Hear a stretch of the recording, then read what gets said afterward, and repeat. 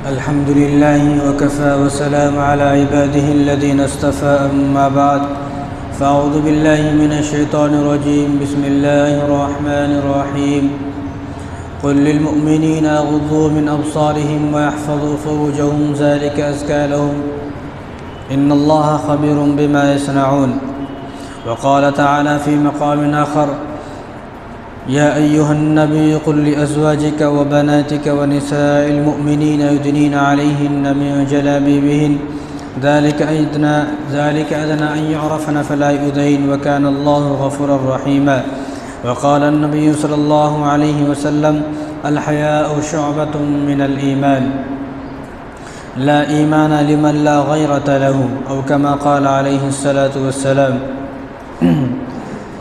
मेरे मोहतरम दोस्तों, अज़ीज़ साथियों, कुछ चीज़ें ऐसी हैं कि जिनका ताल्लुक़ इंसानियत से है और कुछ चीज़ें ऐसी हैं कि जिनका ताल्लुक़ मज़हब से है और कुछ चीज़ें ऐसी हैं कि जिनका ताल्लुक़ मुल्क से यानी देश से है। तो जिन चीज़ों का ताल्लुक़ देश से है वो चीज़ें हैं जैसा कि आधार कार्ड है, अगर नहीं बनाए तो देश में जीना हराम हो जाता। पैन कार्ड है, नहीं बनाए तो देश में जीना हराम हो जाता। राशन कार्ड है, इस तरह बहुत सारी चीज़ें हैं, इनका ताल्लुक़ देश से है। अगर देश में रहना है तो इन चीज़ों को बनवाना पड़ेगा, नहीं बनाए तो जीना हराम हो जाएगा। कुछ चीज़ें ऐसी हैं कि जिनका ताल्लुक़ मज़हब से है, जैसा कि नमाज़ पढ़ना है, ये मज़हब से ताल्लुक़ है इसका। मुसलमान है तो नमाज़ पढ़ेगा, गैर मुस्लिम है तो वो अपना जो उसको करना है वो करे। तो इन चीज़ों का ताल्लुक़ मज़हब से है। लेकिन कुछ चीज़ें ऐसी हैं कि जिनका ताल्लुक़ इंसानियत से है, जैसा कि खाना खाना है, इसका ताल्लुक़ ना तो मज़हब से है ना मुल्क देश से है, इसका ताल्लुक़ इंसानियत से है। हर इंसान को खाना खाना पड़ेगा। अगर कोई इंसान खाना नहीं खाएगा तो आपको मालूम है उसका हाल क्या होगा। इस तरह कपड़े पहनना है, इसका ताल्लुक़ भी इंसानों से है, इंसानियत से इसका ताल्लुक़ है। घर बनाना है, काम करना है, कारोबार करना है, तो जितने भी ऐसे काम हैं ये काम ऐसे हैं कि इनका ताल्लुक़ इंसानियत से है। तो कुछ चीज़ें ऐसी हैं, तो ऐसे ही एक चीज़ है वो है हया। हया का होना, इसका ताल्लुक़ इंसानियत से है कि आँखों के अंदर हया होना, कि आदमी बुरी चीज़ों को देखकर नज़रें झुका ले और किसी गैर महरम की नज़र पड़े तो नज़र को झुका ले और अपना आप की हिफाजत करे। तो इसका ताल्लुक़ जो है वो इंसानियत से है। कैसे, किस तरह कि आप सबको मालूम है कि इस दुनिया के अंदर कितने नबी आए, 1.25 लाख नबी आए। तो 1.25 लाख जो नबी आए उन तमाम नबियों की शरीयत जो है वो तो अलग अलग थी। जिस तरह अब ये हिंदुस्तान है, अब अफ़गानिस्तान है, अमेरिका है, सऊदी अरब है, तो दूसरे अलग अलग देश है, लेकिन सबके कानून अलग अलग है। यहाँ का कानून सऊदी अरब में नहीं चलता, सऊदी अरब का यहाँ नहीं चलता, अमेरिका का यहाँ नहीं चलता, यहाँ का वहाँ नहीं चलता, सबके कानून अलग अलग हैं। तो इसी तरह 1.25 लाख नबी आए, लेकिन सबकी शरीयत अलग अलग थी।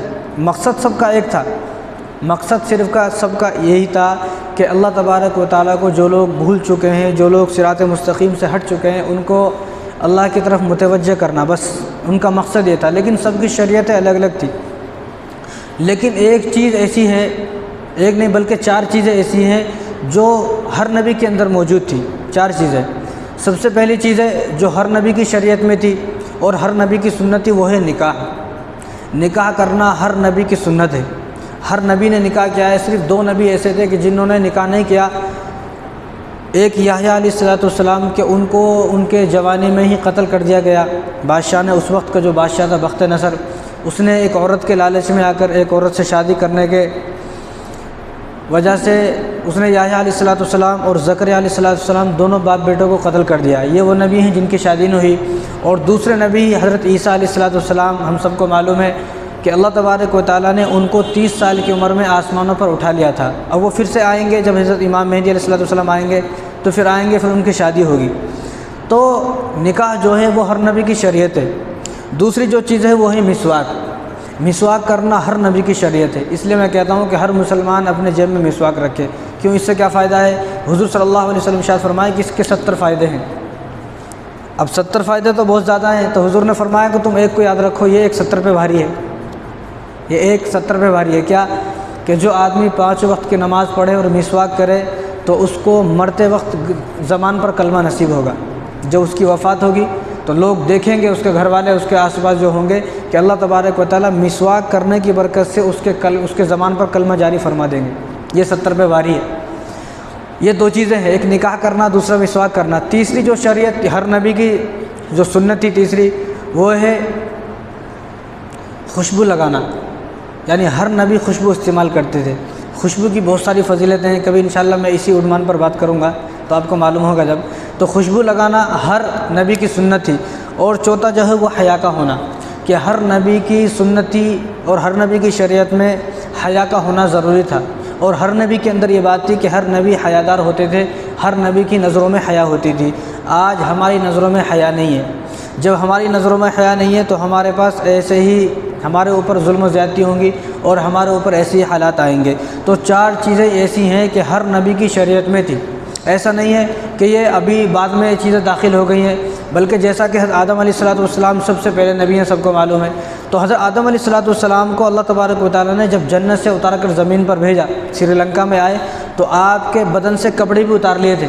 तो आपके बदन पर जो कपड़े थे वो जन्नत का लिबास था, तो उस लिबास को भी अल्लाह तबारक व तआला ने उतार लिया था।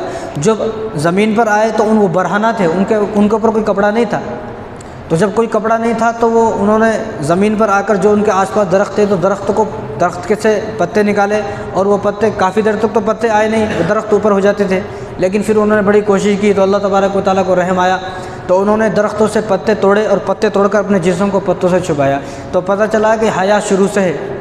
अगर हया शुरू से नहीं होती थी तो हज़रत आदम अलैहिस्सलाम को कैसा मालूम हुआ कि मुझे, हालांकि वहाँ 2 इंसान हैं, पूरी दुनिया के अंदर अब 2 इंसान हैं, हज़रत आदम अलैहिस्सलाम और हज़रत हव्वा अलैहिस्सलाम। कोई इंसान नहीं है, कुछ भी नहीं है, लेकिन उनको फिर भी हया आ रही है, उनको फिर भी हया है। आज हम घर में मौजूद होते हैं लेकिन हमारे हया है ही नहीं।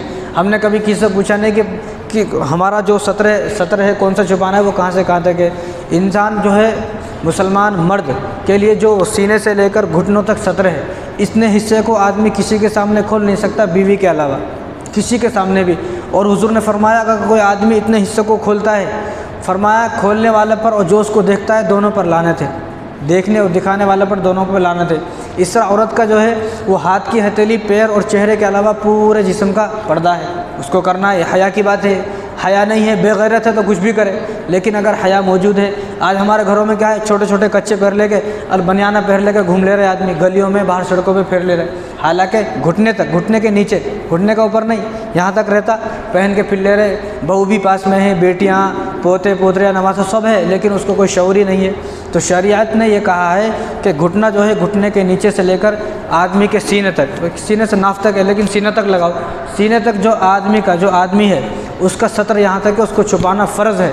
नहीं छुपाएगा तो अल्लाह तबारक व तआला की लानत बरसती रहेगी। तो पता चला कि हया शुरू से है। इसी तरह मरियम अलैहिस्सलाम है, तो हम तो हज़रत ईसा अलैहिस्सलाम की वालदा है, वो ये बोलते हैं। लेकिन क्रिश्चियन जो है ना, वो ईसा अलैहिस्सलाम को खुदा का बेटा कहते हैं। तो जो क्रिश्चियन है, जो इनकी चर्च है, आप चर्च में जाके देखें तो मरियम अलैहिस्सलाम का स्टैचू लगा हुआ है। तो मरियम अलैहिस्सलाम का जब स्टैचू लगा रहता तो वो उनके ऊपर, मरियम अलैहिस्सलाम के ऊपर जो है वो पर्दा रहता है, उन्होंने यहाँ पर पल्लू डाला हुआ है। ऐसा नहीं कि मरियम ऐसे उनके ऊपर जो है कोई कपड़ा नहीं है। तो इस बात से भी गैर मुस्लिमों को अंदाज़ा लगाना चाहिए कि क्रिश्चियन जो है, उनकी जो अब की तो नहीं है ना, वो तो हुज़ूर सल्लल्लाहु अलैहि वसल्लम से पहले की 2000-3000 साल पहले की बात है। तो जबकि मूरत आज तक उसके चेहरे पर पर्दा है, तो अब पर्दा कैसा ख़त्म हो गया। इसी तरह अब गैर मुस्लिम है, अब गैर मुस्लिम, जब पहले एक नाटक आता था रामायण बोल के, तो उसमें सीता है, तो गैर मुस्लिम उस सीता को देखें, उस सीता के चेहरे पर दुपट्टा है या नहीं है, देखेंगे तो मालूम होगा कि उसके चेहरे पर पर्दा है, उसके चेहरे पर, उसके सर पर जो है कपड़ा है। अगर उसके सीता के सर पर कपड़ा नहीं है तो आदमी ये सोचेगा हाँ भाई शुरू से हया नहीं है, सब बेहया थे। तो लेकिन जब देखेंगे तो पता चलेगा, जैसा मैंने पिछले जुम्मे को बताया था कि लक्ष्मण को यही नहीं मालूम कि मेरी भाभी कौन सी है। 11 साल शादी को हो गए राम को, लेकिन लक्ष्मण को ये नहीं मालूम मेरी भाभी कौन सी है। तो ये गैर मुस्लिमों के लिए है। गैर मुस्लिम अपने इतिहास को खुरच के मिटा रहे हैं। गैर मुस्लिम जो है ना, अपने इतिहास को अपने हाथों से मिटा रहे हैं। अब जिन लोगों की औरतें और लड़कियां पहले ही नंगी हो चुकी हैं, वो चाहते हैं कि हमारी बेटियां भी ऐसे ही घूमें, लेकिन ये नहीं हो सकता। इस्लाम के अंदर जो है औरत को पर्दा करना इसी तरह फ़र्ज़ है जिस तरह नमाज पढ़ना फ़र्ज़ है, रोज़े रखना फ़र्ज़ है, ज़कात अगर है तो ज़कात देना फ़र्ज़ है, साहिब निसाब है, और हज अगर फ़र्ज़ हो गया, इतने पैसे आदमी के पास, हज करना जिस तरह फ़र्ज़ है, इसी तरह इस्लाम के अंदर पर्दा करना भी फ़र्ज़ है। एक औरत मुसलमान, आपने भी वो वीडियो देखी होंगी, तो उसका कहना यह है कि इस्लाम की जो बुनियाद है 5 चीज़ों पर है। इस्लाम की बुनियाद 5 चीज़ों पर है, कलमा, नमाज, रोज़ा, ज़कात, हज। जब इस्लाम की बुनियाद के इन 5 चीज़ों पर है और इन 5 चीज़ों में पर्दा नहीं है, तो मुसलमान औरतें पर्दा क्यों करना भाई? इस्लाम की बुनियाद 5 चीज़ों पर है और इन 5 चीज़ों में पर्दा नहीं है, तो इस मुसलमान क्यों पर्दा करेगा? क्यों हमें मजबूर किया जा रहा है पर्दा करने के लिए जब इस्लाम की बुनियाद नहीं है? देखो, सबसे पहले आदमी याद रखे, अल्लाह ताला ने कुरान करीम के अंदर फरमाया, या अय्युहल्लज़ीना आमनु उदखुलू फ़िस्सिल्मि काफ़्फ़ा, कि मुसलमानों पूरे के पूरे इस्लाम के अंदर दाखिल हो, पूरे के पूरे इस्लाम के अंदर दाखिल होना। अब अगर हम ये देखेंगे कि इस्लाम की बुनियाद सिर्फ 5 चीज़ों पर है, तो ये देखेंगे तो उससे मालूम होगा कि इस्लाम की बुनियाद में तो कुरान भी नहीं है, इस्लाम की बुनियाद में तो जो है बहुत सारी खाना नहीं है, इस्लाम की बुनियाद में तो शादी करना नहीं है, निकाह करना नहीं है, बच्चा पैदा होना नहीं है, माँ बाप की इज़्ज़त करना कैसा है वो इस्लाम की बुनियाद में नहीं है, बीवी को किस तरह रखना है, माँ बाप के हुकूक क्या हैं, बच्चे के हुकूक क्या हैं, और किस तरह हमको जो है विरासत तकसीम करनी है, ये सब चीज़ें इस्लाम की बुनियाद में नहीं है। तो क्या इन सब चीज़ों को भी नहीं मानेगा? एक फिर तो एतराज़ करने वाला ये बोल दे भाई इस्लाम की बुनियाद में खाना नहीं है, मैं खाना नहीं खाऊँगा। अगर इस्लाम की बुनियाद को हम देखते हैं, इस्लाम की बुनियाद है नमाज़ पढ़ना। अब उसके बाहर आदमी निकल कर नहीं देखेगा तो उसको मालूम नहीं होगा नमाज कैसा पढ़ने का है। तो ये शैतान का एक हमारे जहनों के ऊपर शैतान का वसवसा है, और शैतान ने हमारे दिल और दिमाग के अंदर ये बातें दाखिल कर दी हैं, क्योंकि हम किसी की बातें सुनना नहीं चाहते। तो जो आदमी अगर एतराज़ ये करेगा इस्लाम की बुनियाद में नहीं है, तो इस्लाम की बुनियाद में बहुत सारी चीज़ें नहीं हैं। इस्लाम की बुनियाद का मतलब ये है कि आदमी जब इस्लाम ला रहा है, ईमान के अंदर दाखिल हो रहा है, तो इन तमाम चीज़ों को जहन में रखे। अब इन तमाम चीज़ों के बाद जो और चीज़ें उन पर भी अमल करना है। कुरान करीम की तमाम बातों पर और तमाम अहकामात पर अमल करना, उनको अपनी ज़िंदगी में लाना, ये इस्लाम है। अगर कोई आदमी सिर्फ इन्हीं चीज़ों को देखेगा तो बहुत सारी चीज़ों में महरूम हो जाएगा। तो शादी नहीं कर सकता, वो बच्चों की तरबियत किस तरह करना है, बीवी के साथ किस तरह रहना है, हुज़ूर सल्लल्लाहु अलैहि वसल्लम की ज़िंदगी क्या है, अगर इन्हीं 5 चीज़ों के अंदर देखेगा तो उसे कुछ नहीं मिलेगा। ज़कात किस तरह अदा करना है, इसमें तो नहीं है, इसमें सिर्फ इतना है नमाज़ पढ़ना, रोज़ा रखना, ज़कात, रोज़े कितने दिन के रखना है, कब से कब तक रखना है, ज़कात कितना अदा करना है, हज कहाँ करना है, ये भी लिखा हुआ नहीं है। अगर इसी बात को देखेंगे तो हज कहीं भी कर लेगा आदमी। अजमेर को जाएगा बोलेगा हज करके आ गया मैं, मुंबई को जाएगा बोलेगा हज करके आ गया मैं, वो कहीं भी जाएगा हज करना। तो इस्लाम की बुनियाद जो है इन 5 चीज़ों पर ठीक है इस्लाम की बुनियाद, लेकिन जो इस्लाम बनता है वो कुरान करीम की तमाम अहकामात को मिलाकर इस्लाम बनता है। इसीलिए अल्लाह ताला फरमाया या अय्युहल्लज़ीना आमनु उदखुलू फ़िस्सिल्मि काफ़्फ़ा, इस्लाम के अंदर मुसलमानों, ईमान वालों पूरे के पूरे दाखिल हो जाओ। इसका मतलब ये है कि जो और चीज़ें हैं, जैसा कि पर्दा है और ज़िना से बचना है, शराब नहीं पीना है, चोरी नहीं करना है, डाके नहीं डालना है, किसी को सताना नहीं, वालिदैन की कदर करना, बीवी बच्चों के साथ किस तरह, इन सब का एक मिलाकर इस्लाम बनता है। इन सब को मिलाकर एक इस्लाम बनता है। और ऐसे गैर मुस्लिम, अब तो मुसलमान एतराज़ कर रहे हैं। मुसलमानों के एतराज़ करने का मकसद ये है कि मुसलमानों ने कुरान को पढ़ा नहीं, और कुरान की इन बातों पर अमल, इन बातों पर एतराज़ करना का मतलब ये है कि आदमी हुज़ूर सल्लल्लाहु अलैहि वसल्लम से, यानी उनके अहादीस को मानना नहीं चाहता, और दूसरा अपने आप को हुज़ूर सल्लल्लाहु अलैहि वसल्लम से ज़्यादा अक्लमंद बताना चाहता है कि मैं हुज़ूर से ज़्यादा अक्लमंद हूँ। यानी माज़अल्लाह हुज़ूर को मालूम नहीं था क्या। और एक बात और याद रखें कि जिस तरह कुरान को हम पढ़ते हैं और उसके अहकामात को मानना फ़र्ज़ है, इसी तरह अहादीस के अहकामात को मानना भी फ़र्ज़ है। अगर कोई आदमी ये कहे मैं सिर्फ़ कुरान को मानूंगा, हदीस को नहीं मानूंगा, तो उसका दीन और पूरा मज़हब ख़त्म हो जाएगा। क्यों कि देखो इस्लाम में अब हम यहाँ पर आए हैं, नमाज़ पढ़ने आए हैं, जुमे की नमाज़ पढ़ने आए हैं। नमाज किस तरह पढ़ना है कुरान में लिखा हुआ नहीं है। और नमाज जो शुरू होती है ना, कहाँ से शुरू होती है नमाज? सूरह फातिहा से तो शुरू नहीं होती नमाज, कुल औज़ु बिर्रब्बिन्नास से शुरू नहीं होती नमाज। शुरू होती है सना सुबहानक अल्लाहुम्मा से। सुबहानक अल्लाहुम्मा कोई आदमी खोल कर दिखाए कुरान में कहीं सुबहानक अल्लाहुम्मा है लिखा हुआ? कहीं भी नहीं है कुरान में। तो नमाज जो शुरू हो रही है वो हदीस से शुरू हो रही है। अब अगर कोई आदमी ये कहेगा हम हदीस को नहीं मानेंगे, हम तो सिर्फ कुरान को मानेंगे, कैसा नमाज पढ़ेगा फिर? और नमाज जो शुरू हो रही है वो हदीस से शुरू हो रही है, सुबहानक अल्लाहुम्मा व बिहम्दिका तबारक, सबको याद है। अब ये तो हदीस में है ना, कुरान में कहीं भी नहीं है। तो जो आदमी ये कहेगा मैं सिर्फ कुरान को मारूंगा, हदीस को नहीं मानूंगा, तो वो आदमी भी गुमराह हो जाएगा। तो जिस तरह कुरान को मानना फ़र्ज़ है, इसी तरह अहादीस को मानना और अहादीस की तमाम बातों को मानना फ़र्ज़ है। क्यों? क्योंकि अल्लाह ताला ने फरमाया कि वमा यंतिक़ु अनिल हवा, हुज़ूर सल्लल्लाहु अलैहि वसल्लम जो बोल रहे हैं वो अपनी मर्ज़ी से नहीं बोल रहे हैं, बल्कि अल्लाह तबारक व तआला उनको अपने जिब्राइल अलैहिस्सलाम के ज़रिए से जो है अहकामात को अपने बंदों तक पहुँचा रहे हैं। अब अगर कोई आदमी कहेगा हुज़ूर ने अपनी तरफ से माज़अल्लाह ये बातें कही हैं, हम उनको नहीं मानेंगे, तो उस आदमी का इस्लाम में कोई हिस्सा नहीं है, वो आदमी इस्लाम से खारिज है। तो अपने जहनों को इन बातों से साफ़ करें, सबसे पहले। दूसरा, देखो शरई पर्दा किसका नाम है? बुरखा पहनने का नाम बुरखा। हमारी बीवियाँ हैं, बेटियाँ हैं, कोई भी हमारे घरों में बुरखा पहन ले, हम सोचते हैं ये शरई पर्दा है। ये शरई पर्दा नहीं है। बुरखे के बहुत सारे मकसद हैं। आज हमारे ऊपर जो हालात आ रहे हैं और हिजाब पर जो पाबंदियाँ लग रही हैं, इसका मौका हमने खुद दिया है। आज हमारी बीवियों को बुरखा कैसा रहता? बुरखे को भी बुरखे की ज़रूरत है। समझ में आया? बुरखे को भी बुरखे की ज़रूरत है। बुरखा कैसा रहना? बुरखा बोले तो ढीला ढाला रहना बुरखा। अब बुरखा इतना टाइट है, वो उसको चेहरा देखने की ज़रूरत नहीं है। बुरखा देखे से मालूम हो जाता अंदर कितनी उम्र की और कौन सी बच्ची है, उसके तमाम आज़ा नज़र आते हैं। तो बुरखा ऐसा होना चाहिए कि जो ढीला ढाला हो, कि बुरखे के अंदर कौन है मालूम ही ना हो। इतना टाइट बुरखा है और फिर ऐसी औरत ये कहे मैं तो बुरखे में रहती हूँ, पर्दे में रहती हूँ, ये कोई पर्दा नहीं है। ये कोई पर्दा नहीं है। इस्लाम इसको पर्दा नहीं कहता। इस्लाम इसको पर्दा कहता है कि ढीला ढाला बुरखा हो, मोटा बुरखा हो, और बुरखे जो है डिज़ाइनदार ना हो। बुरखा ऐसा है कि उसमें इतनी मोतियाँ और इतने कलर और इतने जो है वो पास से निकलना। कोई नौजवान है तो उन्हें सोचता रहे कितनी खूबसूरत है के अंदर, बाद में मालूम होता है उनको बुढ़ी जा रही बेचारी। ऐसा है। तो एक आदमी क्या है, उन्हें रास्ते में ठहरा हुआ था, वो एक औरत ठहरी हुई थी रास्ते में बुरखे में। तो एक आदमी बाइक से जा रहा था, तो बाइक से जब जा रहा था तो वो खड़ी हुई, तो उसने देख लिया, उसने हाथ दिया तो बिठा लिया उसने लिफ्ट ही। और उसको नहीं मालूम था बेचारे को, और उन्हें बिठा के ले गया। रास्ते में बात हुई तो उन्हें पूछ रहा था आप कहाँ जा रहे हैं। उन्हें पहले पूछा नहीं कहाँ जा रहे हैं, अब क्या खाओगे, आपको क्या है। उसने बहुत कुछ खिलाया रास्ते में, ये खिलाया वो खिलाया काफ़ी। और जब उसका मंजिल मकसूद आ गया कि मुझे यहाँ पर उतार दें, तो रास्ते में बात हुई तो पूछा भाई आप यहाँ क्यों आए हो, किसके घर आई हो। तो उसने कहा कि मेरी बच्ची को बच्ची हुई है, उसके घर को आई हूँ मैं। मेरी बच्ची को बच्ची हुई, मेरी बेटी को बच्ची हुई, मैं उसके घर में हैरान हो गया ये क्या हुआ, मैं तो यहाँ से किस मकसद से बिठा के लाया था।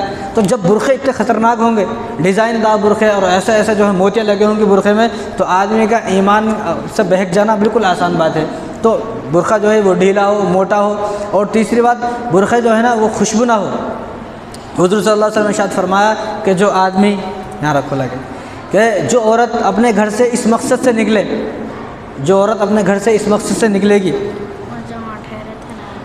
ठीक है, खुशबू लगाए, और खुशबू लगाने के बाद अपने घर से इस मकसद से निकले कि लोग मुझे देखें, लोग मुझे देखें, लोग मेरी तारीफ़ करें। तो हुज़ूर ने फरमाया कि ऐसी औरत पर भी लानत है। अब ऐसी औरत घर घरों में भरी हुई है। हमारे घर में कैसा रहती है औरतें? नाइटी पहन लेके न नहाती हैं, न बालों को कंघी करती है, न तेल लगाती है, न पानी नहाती है, बदबू आ रही है। लेकिन जब शादी का मौका होता, कैसा मेकअप करके जा रही औरतें? मालूम हुआ कि इन्हें सज धज रही हमारे लिए नहीं, शोहर के लिए नहीं सज रही, नहीं, इन्हें तो गैरों को दिखाने के लिए सज रही है। गैरों को दिखाने के लिए। अगर शोहर के लिए सज रही है तो घर में क्यों मेकअप नहीं है? घर में चाहे कितने भी दिन हो जाओ, मेकअप कुछ भी नहीं है, मेकअप करने की ज़रूरत नहीं।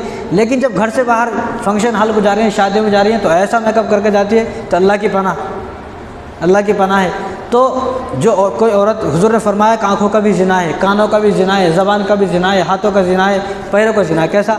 आदमी आँखों से, आदमी हो औरत हो कोई भी हो, आँखों से किसी को देखे और नज़रें ना झुकाए तो ये आँखों का ज़िना है। कोई औरत है या कोई मर्द है, पास से कोई जा रहा है, उसकी खुशबू को महसूस कर रहे हैं, सूंघ रहे हैं, नाक का ज़िना है। और किसी गैर महरम की आवाज़ को सुन रहे हैं, मज़े ले लेकर आवाज़ में मज़ा आ रहा है, तो ये कानों का ज़िना है। और हाथों से किसी को गिफ्ट दिया तो ये हाथों का ज़िना है। पैरों से किसी की तरफ चल कर गए, ये पैरों का ज़िना है। तो हमारे घरों में बुरखे जो ऐसे हों, जो इस्लाम जिसको बुरखा कहता है, बुरखा पहनने का नाम पर्दा नहीं है, ये बात अपने जहन से निकाल लेना। बुरखा पहनने के नाम कोई पर्दा नहीं है। पर्दा असल है अपनी नज़रों के अंदर हया होना। अगर अपनी नज़रों के अंदर हया नहीं होगी तो आदमी चाहे कितने भी बुरखे पहन ले, कितने भी। आज हमारी नौजवान बच्चियाँ कॉलेजों को जा रही हैं बुरखा पहन लेकर, वो बुरखा ऐसा है कि बुरखा देखे आदमी देखता तो फ्लैट हो जाता, आदमी परेशान हो जाता है, ये क्या है। तो ऐसे बुरखे की ज़रूरत नहीं, बल्कि हया अपनी आँखों के अंदर होनी चाहिए।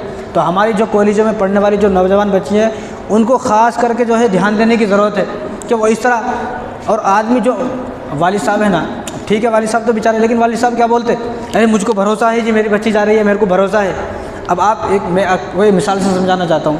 हुज़ूर सल्लल्लाहु अलैहि वसल्लम बैठे हुए हैं, पास में हज़रत उम्मे मैमूना और आयशा बैठी हुई हैं। सामने से अब्दुल्ला इब्न मक्तूम आ रहे हैं, मैंने पिछले जुम्मे बताया था, तो वो नाबीना साहबी हैं। तो हुजूर ने फरमाया कि तुम इनसे पर्दा करो। तो इन्होंने इन्होंने कहा कि ये तो नाबीना है। तो हुजूर ने फरमाया कि तुम तो नाबीना नहीं हो, यानी हुजूर को भरोसा नहीं है। हुजूर फरमाते हैं कि तुम इनसे पर्दा करो, हुजूर को भरोसा नहीं है। लेकिन आज का बाप ये कहता है मुझे भरोसा है अपनी बच्ची पर। ठीक है, अपनी बच्ची पर भरोसा है, बच्ची ठीक है, लेकिन जो बच्ची की तरफ नज़रें इतनी सारी पड़ने वाली है, उन पर थोड़ी भरोसा कर सकते हो आप। यानी हुजूर को तो भरोसा नहीं है और तुम इतने बड़े हो गए कि तुम्हारे को भरोसा है। तो यहाँ हर आदमी अपने अक़ल इस्तेमाल कर रहा है। हुजूर सल्लल्लाहु अलैहि वसल्लम की अक़ल को, उनकी फ़हम और फ़िरासत को आदमी कम समझ रहा है। हुजूर सल्लल्लाहु अलैहि वसल्लम ने जो वईदें बताई हैं, जो पर्दे के बारे में जो अहकामात बताए हैं, उन बातों पर अमल करना ही तो इस्लाम है। हर आदमी अपनी अक़ल की सुन रहा है, हर आदमी अपनी अक़ल की चलाता है, भाई मेरे अक़ल में आ रहा है, मेरे दिमाग में आ रहा है। और बहुत सारी बातें हैं ऐसी कि आज मुसलमान एतराज़ कर रहा है, मुसलमान के इस्लाम की बुनियाद तो सिर्फ 5 चीज़ों पर पर्दा क्यों करना। तो इस्लाम तमाम चीज़ों से मिलकर बनता है, पहली बात याद रखें। दूसरी बात, आपने भी एक वीडियो देखी होंगी, उसका भी जवाब देना ज़रूरी है। तो एक औरत है, उसका कहना यह है कि सिर्फ़ पहली बात तो उसने कुरान पढ़ा नहीं है, मैंने पिछले जो बताया। तो उसने कहा कि कुरान में हिजाब बोल के कहाँ है, कुरान में हिजाब बोल के कहाँ है। अब हमारे मुसलमान ये वीडियो देख लेते, इसका जहन भी ख़राब हो जाता। क्यों? क्योंकि देखो, कुरान में हर चीज़ की तफसील नहीं है। कुरान में जो चीज़ें ज़रूरी हैं, ज़रूरी चीज़ें कुरान में वो दे दी हैं। अब इनकी तफसील हदीस से निकालेंगे। नमाज किस तरह पढ़ना है, ज़कात किस तरह अदा करना है, रोज़ा कैसा रखना है, कब से कब तक रहना है, रोज़ा टूट गया तो क्या करना, अगर और नमाज में कोई वाजिबात छूट गया तो फ़राइज़ छूट गया तो क्या करना, ये सब चीज़ें कुरान में नहीं है। ये सब चीज़ें हदीस से देखना है। तो हदीस और कुरान दोनों को मिलाकर दोनों को जो मसला बनता है उसको इस्लाम बोलते हैं, दोनों चीज़ों को मिलाकर। अब अगर कोई आदमी ये कहता है मैं सिर्फ कुरान को मानता हूँ, या कोई ये कि मैं कुरान को नहीं सिर्फ हदीस को मानता हूँ, उसका इस्लाम में कोई हिस्सा नहीं, इस्लाम से खारिज है। तो एक औरत का कहना यह है कि अल्लाह ताला ने कुरान में नहीं कहा पर्दा कैसा करना है, तुम ये मौला साहब जो है लोगों को डरा दे रहे हैं और ऐसा तुम जहन्नुम में जलोगे, पर्दा खोलोगे तो ये होगा वो होगा, तुम डराते रहे। तो उसकी एक लंबी वीडियो है। तो मेरा कहने का मतलब ये है, उसने कहा है ठीक है लोगों को डरा दे रहे हैं हम, और जब हदीस उसके सामने आती है तो उसने कहा कि हदीसें नहीं है, ये हदीसें नहीं है। कैसा? क्योंकि जब हुजूर सल्लल्लाहु अलैहि वसल्लम का इंतकाल, वफ़ात हो चुकी, आप सल्लल्लाहु अलैहि वसल्लम की वफ़ात हो चुकी, तो आप सल्लल्लाहु अलैहि वसल्लम की जो उनकी लाश मुबारक थी, जो उनका जिस्म अथर था, उसको जो है उसने कहा कि उस लाश आपके जिस्म मुबारक को धूप में बाहर छोड़ दिया। साहबा ने धूप में बाहर छोड़ दिया और 24 घंटा तक हुजूर सल्लल्लाहु अलैहि वसल्लम का जो जिस्म मुबारक था पड़ा रहा, और सहाबा में आपस में जंग हुई, गद्दी के लिए, कुर्सी के लिए जंग हुई। उसका कहना है कि कुर्सी के लिए जंग हुई और सहाबा ने आपस में जंगें की। तो सहाबा की जब आपस में जंग हुई तो अबू बकर सिद्दीक़ रज़ियल्लाहु ताला अन्हु जो है वो जंग में जीत गए। उसके बाद वो गद्दी पर बैठ गए। उन्होंने अपने हाथों से ये बातें तहरीर फरमाई है हुजूर सल्लल्लाहु अलैहि वसल्लम की तरफ कि ये भी हुजूर ने फरमाया, ये भी हुजूर ने फरमाया, हालांकि हुजूर ने ऐसी कोई बात नहीं फरमाई। तो पहली बात तो जो आदमी ये बात सोचेगा तो इस्लाम से खारिज है, और ये मुसलमान है कहने वाली, कोई गैर मुस्लिम नहीं है। जब हमारा मुसलमान इन बातों को देखता है उन्हें भी बहक जाता। इसलिए बोलता हूँ कि भाई जुमे में जाएँ, उलमाओं के पास बैठें, उलमाओं से पीछे, अपनी अकल इस्तेमाल ना करें। हमारी अकल उतनी नहीं, पूरी दुनिया और आदम अलैहिस्सलाम से लेकर अब तक जितने लोग आए हैं उन सब की अकल एक तरफ, और हुजूर सल्लल्लाहु अलैहि वसल्लम की अकल को एक तरफ रखेंगे तो ये पलड़ा भारी है। हमारी अकलें उतनी नहीं है। जब हुजूर ने फरमा दिया पर्दा करने के बारे में तो करना ही है। अब फालतू बात अपनी तरफ से सोचना। तो सबसे पहली बात यह है कि हुजूर सल्लल्लाहु अलैहि वसल्लम की जब वफ़ात हुई तो कोई जंग नहीं हुई, और हुजूर सल्लल्लाहु अलैहि वसल्लम की जब वफ़ात हुई तो हुजूर की वफ़ात होने के 3 दिन के बाद, हुजूर सल्लल्लाहु अलैहि वसल्लम की वफ़ात कब हुई? पीर के दिन सुबह के फजर की नमाज के से थोड़ी देर पहले हुजूर सल्लल्लाहु अलैहि वसल्लम की वफ़ात हुई। पीर के दिन, मंगल के दिन, चारशंबा यानी बुध के दिन शाम के वक्त रात में आप सल्लल्लाहु अलैहि वसल्लम को दफन किया गया। पहली बात तो 3 दिन। जब आपने कोई किताब पढ़ी नहीं, आप हुजूर सल्लल्लाहु अलैहि वसल्लम की सीरत से वाकिफ़ नहीं, तो आपने कैसे कहते हैं कि 24 घंटे तक धूप में पड़े। 24 घंटे धूप निकलती क्या? धूप 10 घंटे भी नहीं होती धूप, 24 घंटे धूप कहाँ से आ गई? पहली बात। और तीसरी बात, हुजूर सल्लल्लाहु अलैहि वसल्लम को 3 दिन के बाद दफनाया गया और कोई जंग नहीं हुई। हुजूर सल्लल्लाहु अलैहि वसल्लम, आप किताबें खोल कर देख सकते हैं, हदीस हमारे सामने, बुखारी शरीफ, मुस्लिम शरीफ, किसी भी दुनिया में, मैं एक मौलवी साहब नहीं हूँ, दुनिया में हज़ारों मौलवी साहब हैं, एक मौलाना 2 यहाँ पर बैठे हुए हैं हमारा मौलाना, इससे आप पूछ सकते हैं कहीं हुजूर सल्लल्लाहु अलैहि वसल्लम का जब इंतकाल हुआ तो सहाबा ने तो ये दुआ की कि हुजूर सल्लल्लाहु अलैहि वसल्लम इस दुनिया से चले गए, अब हम किसको देखेंगे, या अल्लाह हमें नाबीना कर दे। तो फ़ौरन की बीनाई चली गई, उन्होंने ये दुआ की। और हज़रत उमर रज़ियल्लाहु ताला अन्हु तो तलवार लेकर निकल गए थे कि आज अगर किसी ने कहा कि हुजूर सल्लल्लाहु अलैहि वसल्लम का इंतकाल हो चुका है, मैं उनका जो है कत्ल कर दूँगा, उनकी गर्दन उड़ा दूँगा। ये उनका जो है, ये उन पर कैफियत तारी थी। 3 दिन के बाद हुजूर को दफनाया गया, और हुजूर को दफनाने से पहले हुजूर सल्लल्लाहु अलैहि वसल्लम ने खुद फरमाया, हुजूर सल्लल्लाहु अलैहि वसल्लम खुद फरमाया कि मैं, साहबा बैठे हुए थे तो सहाबा ने हुज़ूर सल्लल्लाहु अलैहि वसल्लम फरमाया कि मैं तुमको सलाम करता हूँ, और तुम्हारे मेरे इस दुनिया से जाने के बाद जो लोग और आएंगे तुम्हारे बाद, तुम उनको सलाम कहना, तुम उनको सलाम कहना, तुम उनको सलाम कहना। अब अगर मैं ये बोलता हूँ, अगर आप लोगों की हदीस मालूम नहीं है तो हुज़ूर सल्लल्लाहु अलैहि वसल्लम का सलाम का जवाब दें आप, वालेकुम सलाम व रहमतुल्लाहि व बरकातुहू। तमाम साथी हुज़ूर सल्लल्लाहु अलैहि वसल्लम का सलाम है हम सब के लिए। हुज़ूर ने फरमाया कि मेरे आने के बाद जो उम्मतें आती रहेंगी उन सबको तो जो है मेरा सलाम पहुँचाते रहना। कितने करीम हुज़ूर हैं हमारे। उसके बाद हुज़ूर ने हज़रत अनस रज़ियल्लाहु ताला हुज़ूर से पूछा, क्या रसूलल्लाह, जब आपकी वफ़ात हो जाएगी तो आपको दफनाएगा कौन? तो हुज़ूर ने फरमाया कि मेरे अहले बैत मुझको दफनाएंगे। उसके बाद हुज़ूर ने हज़रत अनस ने पूछा कि आपको कफ़न कौन देगा? तो हुज़ूर ने फरमाया कि मेरे अहले बैत मुझे कफ़न देंगे। तो उसके बाद अनस ने पूछा कि रसूलल्लाह आपको क़ब्र मुबारक में कौन उतारेगा? तो हुज़ूर ने फरमाया कि मुझे मेरे अहले बैत क़ब्र मुबारक में उतारेंगे। ठीक है। उसके बाद हुज़ूर सल्लल्लाहु अलैहि वसल्लम से अनस ने पूछा कि या रसूलल्लाह आपका नमाज जनाज़ा कौन पढ़ाएगा? तो हुज़ूर सल्लल्लाहु अलैहि वसल्लम की आंखों में आंसू आ गए और आपने कोई जवाब नहीं दिया। तो हुज़ूर ने फरमाया कि जब मेरा इंतकाल हो जाए मुझे नहलाकर धुलाकर कफ़न पहनाकर मेरे हुजर मुबारक में रखना। उसके बाद तुम तमाम लोग, तमाम सहाबी बाहर रहना। अल्लाह तबारक व तआला सबसे पहले आएंगे, मेरे ऊपर रहमत नाजिल फरमाएंगे। उसके बाद जिब्राईल अलैहिस्सलाम और मीकाईल अलैहिस्सलाम, इसराफील और इज़राइल, 4 फरिश्ते आएंगे और मेरे लिए दुआ करेंगे। उसके बाद अल्लाह तबारक व तआला के तमाम फरिश्ते आएंगे, मेरे लिए दुआ करेंगे। ठीक है। उसके बाद हुज़ूर ने फरमाया कि मेरे अहले बैत जो है वो पहले आएंगे मर्द, उनकी मेरी नमाज जनाज़ा, अब नमाज जनाज़ा किस तरह है मैं आपको बाद में बताता हूँ, कि मेरी नमाज जनाज़ा पढ़ेंगे। और उसके बाद मेरे अहले बैत के जो बच्चे हैं वो आएंगे, फिर उनकी जो औरतें हैं वो आएंगे, उनके जो ग़ुलाम हैं वो आएंगे। उसके बाद मुहाजिरीन जो मक्के से हिजरत करके मदीना को आए ये आएंगे, ये मेरी नमाज जनाज़ा पढ़ेंगे। फिर अंसार आएंगे। उसके बाद जो आम साहबा है वो आएंगे, मेरी नमाज जनाज़ा पढ़ेंगे। और मजमा इतना था, 1.25 लाख साहबा मौजूद थे जब हुज़ूर सल्लल्लाहु अलैहि वसल्लम गए, तो तमाम लोगों के नमाज जनाज़ा पढ़ने तक 3 दिन हो गए। पहली बात 3 दिन हो गए।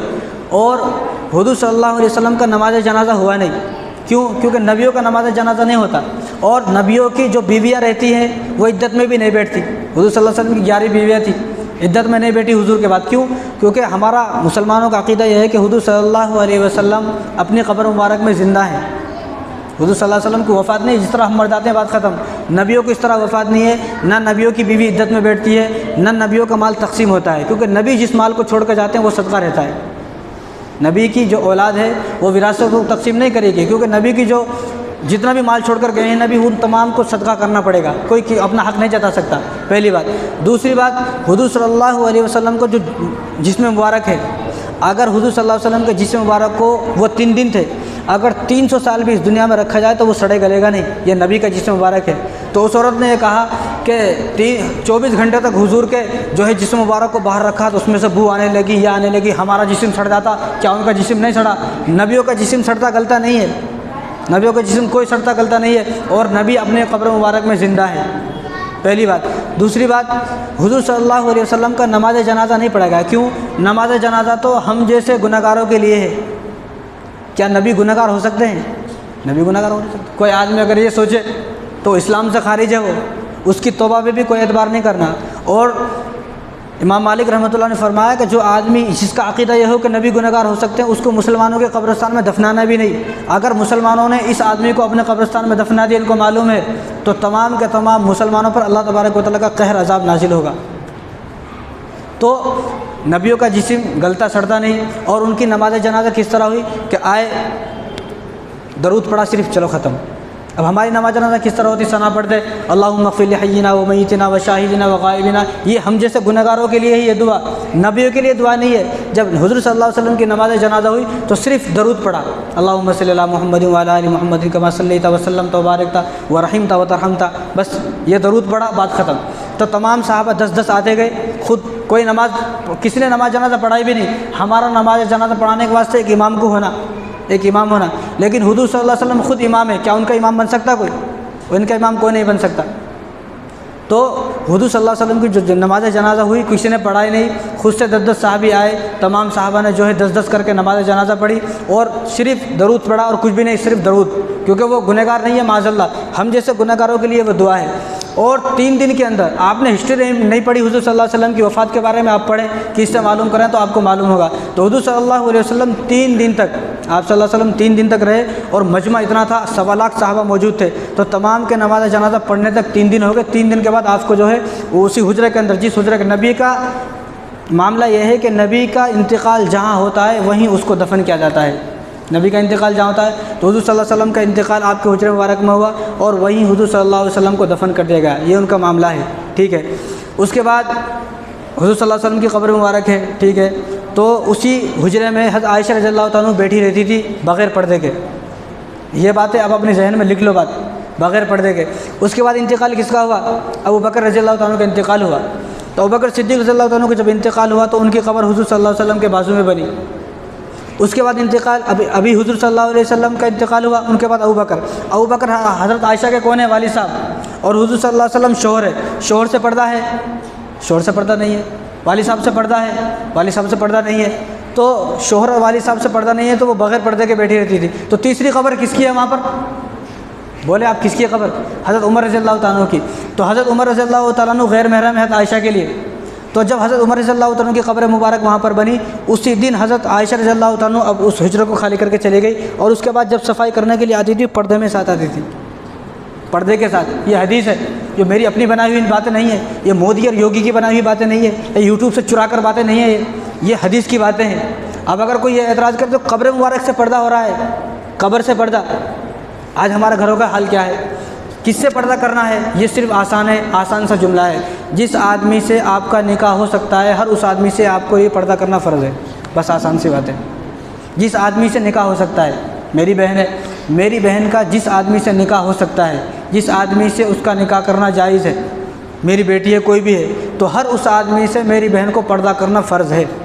बस बात ख़त्म, ज़्यादा अंदर जाने की ज़रूरत नहीं है। अब जिससे निकाह नहीं हो सकता, जिससे निकाह करना हराम है, जिस तरह भाई से निकाह हो सकता है, भाई से निकाह करना हराम है, बेटे से निकाह करना हराम है, वालिद साहब से निकाह करना हराम है, नाना से दादा से निकाह करना हराम है, तो इन तमाम के सामने औरत पर्दा खोल सकती है, कोई हर्ज नहीं है। इनके सामने पर्दा खोल सकती है, कोई हर्ज नहीं है, क्योंकि इनसे निकाह करना हराम है। लेकिन जिनसे निकाह करना जायज़ है, उन तमाम लोगों से जो है पर्दा करना फ़र्ज़ है। ये बातें अपने जहन में बिठा लें आप।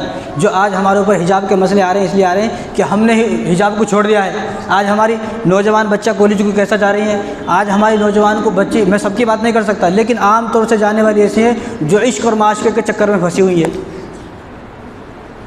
ऐसे लानत है ऐसे माशरे पर, ऐसी औरतों पर लानत है, ऐसे माशरे पर कि जो आज हमारी हर बच्चा यही है, हर बच्चा। मैं आपको एक वाक़या सुनाता हूँ। हज़रत शाह अब्दुल अज़ीज़ देते थे और बहुत सारे मजमा था उनके सामने, बहुत सारे लोग थे। तो शाह अब्दुल अज़ीज़ मोहद्दिस देहलवी दरस देते थे, लोग पढ़ते थे। तो अचानक से एक बच्चा वहाँ पर पढ़ता था। आज हमारी नज़रों में हया नहीं है, हमारे दिल की पाकीज़गी ख़त्म हो गई, पाकदामनी ख़त्म हो गई। तो जितने भी कॉलेज को जाने वाले लड़के हैं, लड़कियां हैं, इस बात को अपने जहन में बिठाएं, इस बात को पढ़ें। जब हमारे दिल पाक नहीं होंगे, अल्लाह ताला ने फरमाया इल्ला मन अतल्लाह बिक़ल्बिन सलीम, क़यामत के दिन कामयाब वो होगा जो पाक दिल लेकर आएगा। पाक दिल वो है कि जिस दिल में सिर्फ अल्लाह की मोहब्बत हो, जिस दिल में सिर्फ हुजूर की मोहब्बत हो, जिस दिल में किसी लड़की या किसी लड़के की मोहब्बत ना हो, जिस दिल के अंदर किसी लड़की या किसी औरत या किसी लड़के की मोहब्बत होगी, उस दिल के लिए जन्नत नहीं है। इल्ला मन अतल्लाह बिक़ल्बिन सलीम, कुरान खोल के देख सकते हो आप। ये मेरी अपनी बनाई हुई हदीस नहीं है, वो आयत नहीं है मेरी अपनी बनाई हुई, ये कुरान में है, सूरह शुअरा में और 19वें पारे में ये आयत मौजूद है, आप देख सकते हैं। इल्ला मन अतल्लाह बिक़ल्बिन सलीम, जन्नत उस शख्स के लिए है कि जिसके दिल में सिर्फ अल्लाह की मोहब्बत के अलावा किसी की मोहब्बत नहीं होगी। आज हमारे दिलों में मोहब्बत के अड्डे बने हुए हैं, स्टेशन, मोहब्बत का एक शोरूम खुला हुआ है। हम लोग जहाँ देखते हैं जिस लड़की के पीछे चल देते हैं, और जो लड़की है हमारी इतना खुशबू लगाकर, परफ्यूम लगाकर ऐसा घर से जा रही है जैसा कि इन्हें जो है वो जैसा कि इन्हें शादी हाल को जा रही है, इसकी शादी है आज, ये कॉलेज को जाने वाले के हाल है। तो अगर हमारा दिल पाक नहीं होगा तो जन्नत हमारे लिए नहीं है, भूल जाओ जन्नत। तो शाह अब्दुल अज़ीज़ ऐसा पढ़ाते थे, तो उनका बहुत सारे लोग उनके पास पढ़ते थे बच्चे। तो अचानक एक बच्चा एक दिन आया और उसके बदन से खुशबू आ रही थी। क्या आ रही थी उसके बदन से? खुशबू। तो पढ़ने वाले सब लोग हैरान हो गए, भाई ये खुशबू कहाँ से आ रही है, ये खुशबू कहाँ से आ रही है, ये खुशबू कहाँ से आ रही है। तो तमाम ने देखा तो एक बच्चे को पकड़ा, भाई तुम्हारे अंदर से खुशबू आ रही है। उन्होंने कहा है जाने दो, चलो छोड़ो, जाने दो। हम लोग तो क्या है, हम लोग मालूम है मेरे अंदर से आ रही थी खुशबू, मेरे को देखो आज मैं अच्छा खितर लगा के आया। तो उन्होंने कहा कि जाने दो, मेरे अंदर से नहीं आ रही खुशबू। तो बहुत देर हो गई जब, तो शाह अब्दुल अज़ीज़ मोहद्दिस देहलवी रहमतुल्लाह अलैह जो, तो उन्होंने उस खुशबू को महसूस किया। तो उन्होंने पूछा अपने शागिर्दों से, भाई इतनी खूबसूरत आज खुशबू कौन लगा कर आया है? तो तमाम शागिर्दों ने उनकी तरफ इशारा किया, हज़रत ये खुशबू लगा कर आए। तो शाह अब्दुल अज़ीज़ ने कहा, भाई कहाँ से खुशबू लगा कर आए हो? मुझे भी खुशबू आ रही है, बड़ी खूबसूरत खुशबू है, कहाँ से लगा कर आए हो? तो उसने कहा कि हज़रत ये एक राज है, राज, ये एक राज है, मैं ये खोलूँगा नहीं राज। मैं कहा कि नहीं, अब जब सबके सामने ज़ाहिर हो गई आप खुशबू, तो आपको आज बताना पड़ेगा, आप बताएं। तो आप ये सुने दिल पर रखकर हाथ। तो हमारे कॉलेज को जाने वाले लड़के लड़कियां हैं ना, वो इस बात पर गौर करें। तो उन्होंने कहा कि हज़रत जब आप ज़्यादा इसरार कर रहे हैं, उस्ताद जब पूछे तो बता देना चाहिए, डॉक्टर जब पूछे तो बातों को बता देना चाहिए, छुपाना नहीं चाहिए। तो उस्ताद ने जब पूछा तो मजबूर हो गए। तो उसने कहा हज़रत है तो ये राज, लेकिन आप जब पूछ रहे हो तो मैं खोल देता हूँ राज। उन्होंने कहा कि मैं जब मदरसे को अपने घर से आता हूँ तो रास्ते में एक बहुत अमीर घराने की एक लड़की रहती है ऊपर महल में, बहुत बड़ा महल है। तो मुझे रोज़ाना आवाज़ देती है, मैंने कभी उनकी तरफ देखा भी नहीं, मैंने कभी उनकी तरफ देखा भी नहीं। तो एक दिन ऐसा हुआ कि जो उनकी नौकरानी थी, उस औरत की जो नौकरानी थी, उसने नीचे महल से आई और मुझे गली में रोक लिया। मुझसे कहा कि जो हमारे घर की मालकिन है उसकी तबीयत बहुत ज़्यादा ख़राब है, तुम फ़लाँ हज़रत के पास पढ़ने जाता हो ना, तुम कुरान के हाफिज़ हो, तुम मौलाना हो, मुफ्ती हो, ज़रा उन पर दम करते क्या, उन पर दुआ पढ़ते, दम करते, वो बहुत ज़्यादा उनकी तबीयत ख़राब है, बीमार है वो। तो उन्होंने कहा कि भाई ठीक है, उनको मालूम था, लेकिन आज जब बीमार हैं तो बीमारी की वजह से आए वो, कि ठीक है बीमार हैं तो कोई बात नहीं, मैं दम करूँगा। तो अंदर गए। अब इसने पहले ही कहा हुआ था जब वो अंदर जाए तो घर के दरवाज़े बंद कर देना, महल के दरवाज़े बंद कर देना। तो जब ये अंदर आए तो वो उनकी नौकरानी थी, बूढ़ी औरत, उसने घर के जो महल के दरवाजे से बंद कर दिए। अब ये हैरान हो गए, अरे महल के दरवाजे क्यों बंद कर दिए? तो इनको फ़ौरन वो बच्ची आई कि अब दरवाजे बंद हो चुके हैं, अब तुझे मेरे साथ मेरी ख्वाहिश पूरी करनी है, चाहे कुछ भी हो जाए, आज तुझे यहाँ से जाना नहीं दूँगी। अब ये हैरान हो गया। मैं कहता हूँ कि यहाँ पर अपने आप को रख कर देखें। हम लोग क्या बोलते हैं, अरे मैं तो बहुत दिन से इस मौके की तलाश में था, हम लोग ये बोलते। आज हमारे दिलों की पाकीज़गी ख़त्म हो गई, इसलिए हमारी दुआएं कबूल नहीं हो रही, हमारी दुआएं इसलिए कबूल नहीं हो रही। शाह अब्दुल हक मोहद्दिस दहलवी रहमतुल्लाह अलैह जामा मस्जिद दिल्ली के अंदर, बहुत साल पहले की बात है, कहत साली आ गई, कहत साली। तो कहत साली समझते हैं ना आप? कहत साली देखो, अब तो डिजिटल ज़माना हो गया, बोर निकाल लेते, ज़मीन खोद के पानी आ जाता, लेकिन वो ज़माना बोर का नहीं था। वो ज़माना कैसा था, लोगों ने अपने घरों के सामने थोड़े थोड़े तालाब बनाए हुए थे, बारिश आती तालाब में पानी भर जाता, वही तालाब से पानी को यूज़ करते थे। तो ऐसा हुआ अल्लाह ताला की तरफ से बारिश उठा ली गई, बारिश ख़त्म हो गई, बारिश नहीं हो रही, बारिश नहीं हो रही, बारिश नहीं हो रही। तो तमाम के तमाम लोग परेशान हो गए। तो तमाम लोग जमा हुए और शाह अब्दुल हक मोहद्दिस दहलवी रहमतुल्लाह अलैह के पास आए, हज़रत आप दुआ करें, क्योंकि बुज़ुर्ग थे, तो उनके पास आए दुआ करें। तो उन्होंने कहा कि तमाम लोग कल जो है वो जामा मस्जिद के सामने जमा हो जाए, हम लोग वहाँ दुआ करेंगे। तो तमाम के तमाम लोग वहाँ जमा हो गए, जामा मस्जिद दिल्ली के सामने, जामा मस्जिद के सामने दिल्ली में जमा हो गए। और जमा होने के बाद वहाँ दुआ मांग रहे हैं। और शाह अब्दुल हक फजर के बाद से दुआ मांग रहे, दुआ मांगते मांगते ज़ोहर हो गई, ज़ोहर की नमाज़ पढ़ी, ज़ोहर के बाद असर हो गई, असर की नमाज़ पढ़ी, मगरिब हुई, बारिश नहीं आ रही। दुआ क्या मांग रहे, बारिश की दुआ मांग रहे, बारिश नहीं आ रही। तो सब लोग जमा हैं, दुआ मांग रहे हैं और रोवराट मचा हुआ, सब लोग रो रहे हैं। तो एक जवान वहाँ से जा रहे थे ऊँट की नकेल पकड़कर, उनके पीछे एक ऊँट था और ऊँट के ऊपर एक बोलते ना वो लगा हुआ था, कजावा बोलते उसको, कजावा लगा हुआ था। तो वो जवान अपने ऊँट को रोकर वहाँ पर आया, भाई इतने लोग काहे को जमा है यहाँ पर? तो कहा कि आपको तो मालूम है कि यहाँ सालों से बारिश नहीं हो रही है, तो बारिश के लिए दुआ कर रहे हैं। उनका अच्छा बारिश के लिए दुआ कर रहे हैं, तो रुको। उनको रुकाया तो वो यहाँ से चले उस ऊँट के पास। उस ऊँट का जो नकेल थी वो नकेल पकड़ी। जैसे उन्होंने वो उस ऊँट की नकेल पकड़ी तो बादल छाने शुरू हो गए और मौसम बन गया और अंधेर हो गया और बिजली कड़कनी शुरू हो गई। जब वो ऊँट की नकेल को पकड़कर यहाँ आए, यहाँ आने से पहले पहले बारिश हो चुकी थी। अब लोग हैरान थे, यहाँ बड़े बड़े मुहद्दिस और मुफस्सिर मौजूद हैं, कुरान के हाफिज़ और मौलाना मुफ्ती मौजूद हैं, लेकिन उनकी दुआएं कबूल नहीं हो रही। तो तमाम लोग हैरान हो गए, भाई ये आदमी कौन है? ये आदमी वहाँ पर गए और आने से पहले बारिश हो गई, उसको पकड़ लिया, भाई ये बताओ ये क्या बात है? उन्होंने कहा कि इस कजावे के अंदर जो ऊँट के ऊपर जो कजावा था, डोली क्या बोलते हैं आप लोग, तो उसके जो ऊपर बैठी हुई मेरी माँ है, मेरी वालदा है वो। तो मेरी वालदा ऐसी हैं कि जिन्होंने ज़िंदगी में ना किसी गैर महरम को कभी देखा है, ना किसी गैर महरम ने कभी इनको देखा है, ना कभी इन्होंने किसी गैर महरम को देखा, किसी आदमी को नहीं देखा, ना इन्होंने कभी किसी आदमी को देखा, न किसी आदमी ने इनको देखा।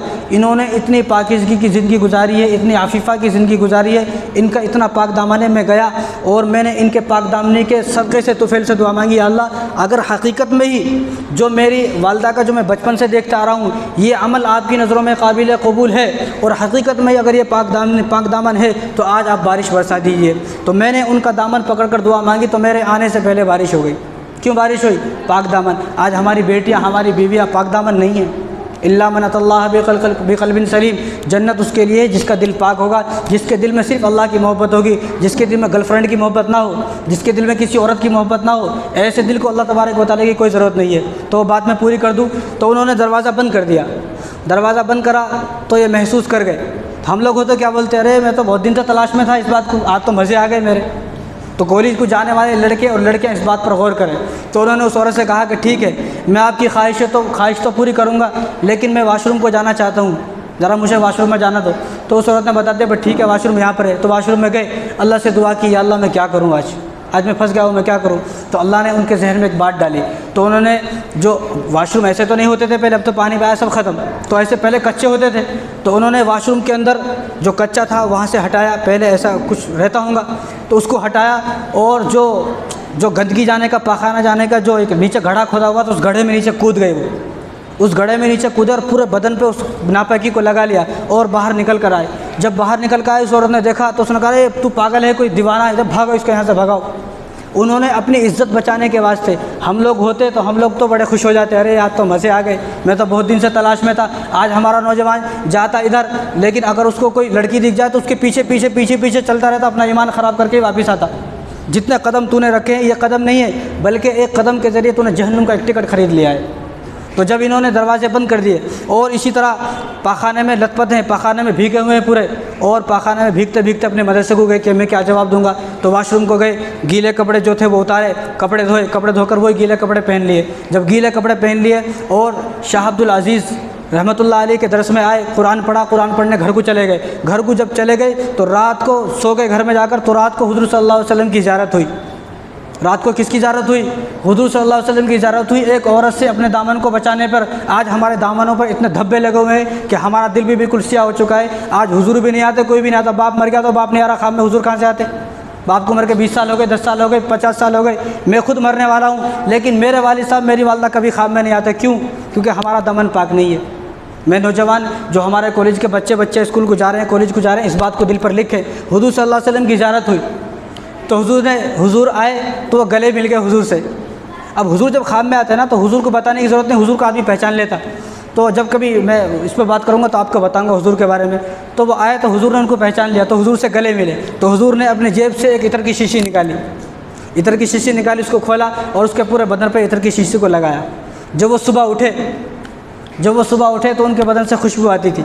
जब वो दरस में आए तो उस दिन, अब उनका दरस में आए तो शाह अब्दुल अज़ीज़ ने पूछा, तो उन्होंने जब ये वाक़या बताया कि हुज़ूर सल्लल्लाहु अलैहि वसल्लम ने जो मेरा इत्र लगाया, जहाँ जहाँ पर मेरे वो पाखाना लगा था वहाँ पर हुज़ूर ने बताया, देखो तेरे यहाँ पर पाखाना लगा था, यहाँ पर जहाँ पाखाना लगा वहाँ पर हुज़ूर ने जो इत्र लगाया, अब वहीं से मेरे बदन के अंदर खुशबू आती है।